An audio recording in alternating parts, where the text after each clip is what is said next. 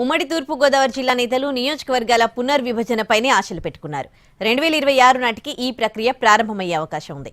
ఒక పార్లమెంట్ స్థానానికి 2 అసెంబ్లీ స్థానాలు పెరిగే అవకాశం ఉంది.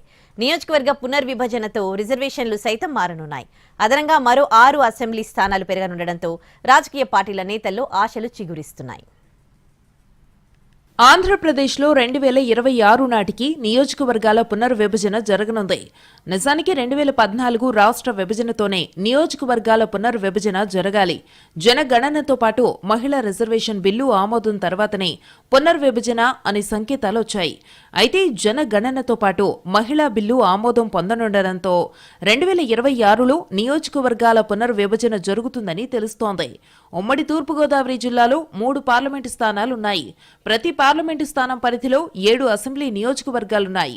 నియోజకవర్గాల పునర్విభజనతో ప్రతి లోక్సభ స్థానం పరిధిలో 2 అసెంబ్లీ సీట్లు పెరిగే అవకాశముంది. 2026 ద్వితీయార్థంలో పునర్విభజన ప్రక్రియ ప్రారంభం కానుంది. వీలైనంత త్వరగా పూర్తి చేసి కొత్త అసెంబ్లీ నియోజకవర్గాలను ప్రకటించాలని కేంద్రం భావిస్తోంది. 2025లో జనగణన పూర్తి చేసి వెనువెంటనే మహిళా బిల్లును సైతం ఆమోదం పొందాలని ప్రభుత్వం భావిస్తోంది. ఆ తర్వాతే నియోజకవర్గాల పునర్విభజన ప్రారంభం కానుంది. ఒకవేళ పునర్విభజనతో 6 అసెంబ్లీ స్థానాలు పెరిగితే అన్ని పార్టీల్లోని ఆశావహులకు ఛాన్స్ దక్కనుంది. అందుకే జిల్లాల్లో నేతలు నియోజకవర్గాల పునర్విభజనపై ఎన్నో ఆశలు పెట్టుకున్నారు.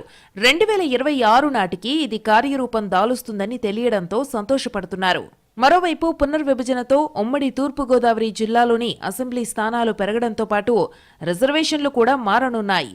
ప్రస్తుతం ఎస్సీ రిజర్వ్డ్ స్థానాలుగా ఉన్న కొవ్వూరు, గోపాలపురం అసెంబ్లీ నియోజకవర్గాలు జనరల్ స్థానాలుగా మారే అవకాశముంది. కోనసీమ జిల్లాలోని ఎస్సీ రిజర్వ్డ్ స్థానాలుగా ఉన్న రాజోలు, అమలాపురం, పి గన్నవరం నియోజకవర్గాలు జనరల్ స్థానాలుగా మారనున్నాయి.